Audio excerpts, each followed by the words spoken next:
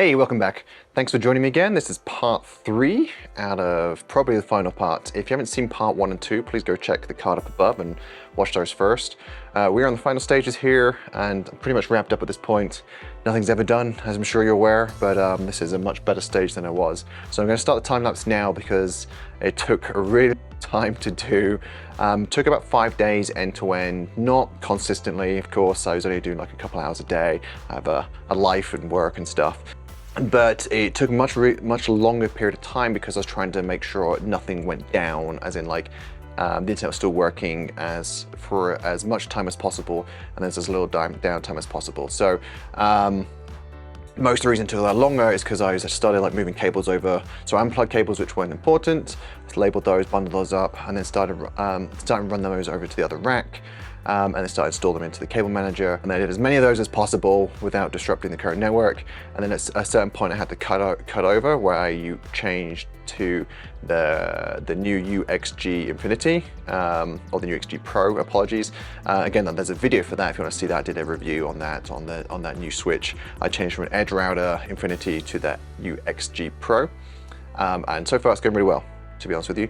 So then there was a period of time where I had to do this like quick cut over, and I kind of like unplugged stuff, shifted the switch over to the new one, and then plugged it back in.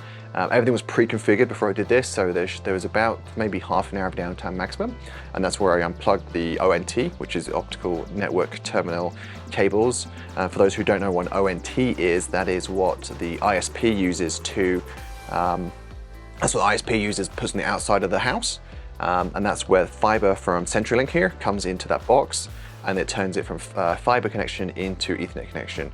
Now, I'd love fiber straight to my router, but that's probably not going to happen unless you pay for the really expensive one. But we get a gigabit connection, symmetric, for about $60 a month. So, you know, it's hard to argue with that price for the speed that you get. At that point then, so we started just wiring up more of the racks. I moved servers over, then moved more of the UPSs over. The main pain in the butt was the big server. It's pretty heavy, and the UPS is pretty heavy. I installed that in the new rack. So after that was all done, I then started organizing and plugging stuff back in again, and being really methodical about patching cables and labeling it in the Unified Control Center, and then labeling it in on the racks as well. That pretty much wraps up the kind of time lapse. Let's take a look down to the rack and I'll step you through some things that I've done. All right, we're going to try and do like a bit of a virtual block style here, so we'll see how well this works. Looking at the top here, I tried to label everything pretty clearly. Cameras along here, I didn't label each camera intentionally. I just did whatever I could to try and make sure it's obvious. It doesn't really matter. And then I put them into, so everything gets blocked. So we tried to put everything together as much as possible. These need labeling. This is things either my office or a guest room or something like that. So they need labeling, but everything's grouped together, as you can see. You got, here's my office here. I'll double check what this is. So he's come down. This is the USW-Pro. This is 48 ports, all gigabit, and then half of them are that high power PoE. So this half's high power, so the cameras go into there. Not everything's high power. Actually, very few things I have are. So that's why I stayed with this. I'd like to get some like 2.5 gig or 10 gigabit ports, but I'm not quite sure how much. I don't think Ubiquiti does a 2.5 gigabit network switches yet. If they do, let me know, because I might swap one of these out for like, so my computer and stuff has 2.5 gigabits. And then down a bit more, as you can see here, we've got some more labeling. I don't know how well that is to see. So this is the ONT. This comes down from outside the ISP and into the USG-Pro here. And then this above it is the USW-Aggregation. And these are 8 to 10 gigabit ports. Now this is only a layer 2. I would like to do the layer 3 one, where it does more of the routing between VLANs on here. But the price difference is insane, so I didn't bother. And then down here we have my the MVR, so my network video storage, and actually need another hard drive for this. But this fiber goes from here over to my other rack. But hopefully, as you can see, it is substantially more organized. These horizontal cable manager things are awesome. I really wish I had those earlier. Now down at the bottom here, we have my server, and then I have the APC UPS, and this is a 1-to-1. This only powers this. It's been a couple of times where the circuit's been a bit flaky. I actually changed the circuit in the breakout. Now it hasn't gone, but there's been a couple of times where the circuit's actually flipped, and it would have been really annoying if this went out a couple of times. So this has come in handy multiple times already. So always get UPS if you can. All right, let's move to the back. All right, so let's start at the top there. So that's the outlet I put in a previous video. I moved some stuff around since that last video. I have my UPS here for my network gear. I have a power distribution. This power distribution actually goes up to the outlet, and then I label UPS, exclamation mark. This goes down to the UPS on the floor here, which powers the server. So starting at the top here, this cyber power is okay. It's what I would call affordable. You know, it's not high quality. It's good enough for what I need. You know, it's not huge, it's not small, but it's got quite a few outlets on the back of it. It's got a good, I think it's 8. There's a gap, it's hard to see. There's like 3 and then 1 extra one in the end there for like power adapters. And one thing I would like it to do, I would prefer, which I don't think this does, everything is surge and battery. I actually want some which are not battery.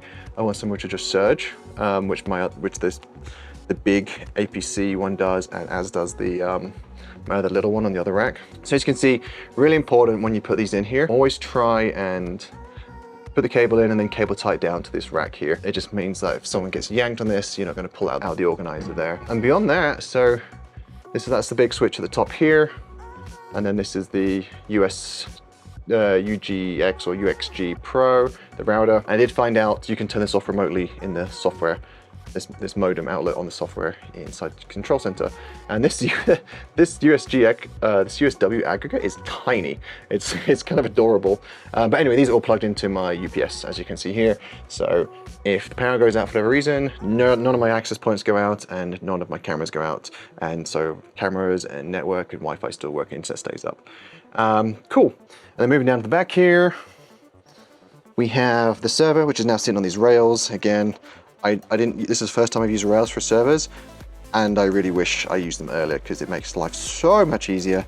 That's kind of a dumb thing. And down here, my UPS, that's plugged into the network so I can monitor it. And it's also plugged into the back of this server, and the server runs Home Assistant, and Home Assistant will detect if we go into battery power, and after a certain point in time, it'll power it down if it realizes it's going to run out of battery, so it powers down the server for you, which is nice.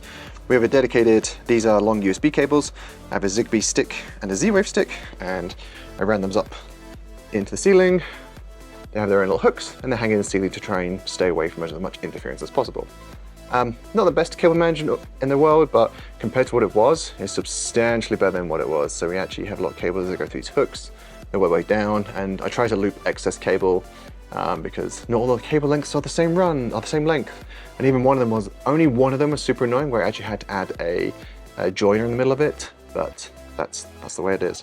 So this fiber cable, and this is the first time I used fiber, runs from my aggregate switch all the way up and over my plumbing there, back down into this rack, which we'll talk about now. So this rack is mostly IoT stuff. So on top here we have our PowerView and the Hue system, and yes, I know the Hue and the ZigBee are on the same network, but you can't add everything to Hue and you can't add everything to the ZigBee system. So I unfortunately have 2 separate networks. Most of my stuff is ZWave, by the way, and PowerView. Never get PowerView blinds. Awful company, and that thing is basically useless, and it's real difficult to control my blinds with. So that's an aside, and I can talk about that in another video if people want me to talk about how PowerView works and why it's not great. Again, labeled everything up here. These are my control wires. These are the ones that go to the panels on the outs, like where speaker controls should go, and these just do PoE. And actually in here on my switch configuration, I actually can disable these for data. They only send power over Ethernet. So yeah, the fiber comes into here. So this is my uplink, and I debate about running 2, so you got like a trunk, in case for whatever reason one of them fails, you don't lose this switch. Maybe another in the future. And then beyond that, I'm trying to run everything through the distribution panel, mostly just for cabling and mostly just for labeling.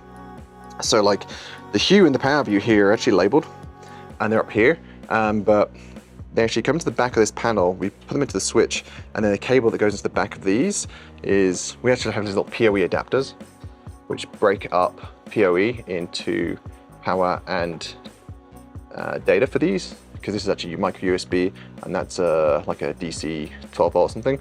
So I have a little PoE adapters for those, but I still run them through the back of this panel just for organization. And so when I'm looking at this panel, I know where everything is. like all the Sonuses I have on here are labeled, and all the and the master bed there, and pretty much it. And then we've got patio, grand room, and these little H's are H for HDMI, and I'll show that in a different video how we use Ethernet to send HDMI. So panel here, just a blank space. This just makes it easier for me to get into stuff and gives me space to work behind there.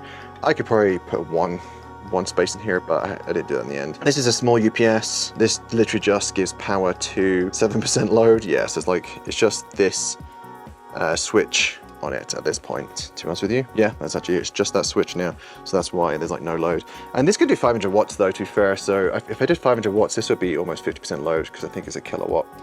1500 kV, yeah, something like that. Moving down, still got some organization to do in the middle here. I have an Apple TV that talks to my grand room. I'll talk about how that works in a different video, not right now, there's too much to go into. Some stuff, organization, I put my shelf back in here, just got cable ties, a bunch of networking, kind of bits and bobs, rack studs and all that crap. Then down here, which I think is one of my nicest part of this, is how the Sonuses fit in here. Sonos amps actually designed to be kind of rack mountable. I haven't mounted these because I didn't want to buy the mounts, but you can just stack these. And I haven't measured it, but I actually have 2 more sets of speakers to go in, but I actually think we'll get 2 more in here and they'll fit perfectly fine. On the top here's a port that plugs into the receiver down here. That way, when if I want to play music over the hi-fi in my grand room, the port will then use those phono, which is not plugged in right now, but these plug into the back of the receiver. Yeah, let's move to the back quickly. So I did a lot more organization on cables here. So I don't know if you remember from the previous videos, it was an absolute mess. I've done a much better job looming these. And so my speaker wire now comes down, and I've loomed it around and it hangs, and it's nicely coiled into the back there. It's all been cable tied to these cable organizers, these little racks. And into the back here, everything's been cable tied and bundled together. Yeah, it looks so much better and so much easier to get access. I can actually get into here now, whereas before I was like having to like bash things in the way and there's cables everywhere. Same for the Sonos. Sonos is a little bit messy still, but it's better than it was. So we've got that loom coming to the Sonos there. We've got network cables coming down the side to every single Sonos individually. Everything's labeled on the front end and back end. All the Sonuses go into these access Wi-Fi based caster power strips, so I can turn them on and off if I need to, if I need to like do a hard reboot. I've not yet. Sonos is actually pretty good about that. There's power strip here, and I've kind of tried to make sure the cables are all bundled and cable tied together nearly, so there's no cables dragging down. Well, thanks for joining me again. This is trying to make this a bit of a quicker video because there's not much to talk about apart from like, hey, look, it's an organized rack. Congratulations, well done me. So if there's anything on here you want me to go into a bit more detail about what I did, I want to do a video on like how you spec a house out when you're building it, because that made a tremendous help in how I designed and spec these racks out, spec the house out, how I thought about networking in this house. It's starting from the ground up makes things so much easier. Or if you think about retrofitting a house, like that's something I think is really helpful, because I think a lot of people go in thinking like they go to their low voltage session when building a house or talking to a contractor, and they're like, oh, I'll just put one by the TV or one in the kitchen and one in the master suite. And you need to think long term about better things to do. So thanks for joining me again. Please ask any questions in the comments and what you'd like to see from me next. I have I'm trying to do some slow upgrades to the house, so I'll try and be a little bit more regular about stuff. And obviously, the more questions you ask and the more things you want to see, the more I'll do, the more I can put up. But again, thanks for joining me, and I hope to see you in the next one.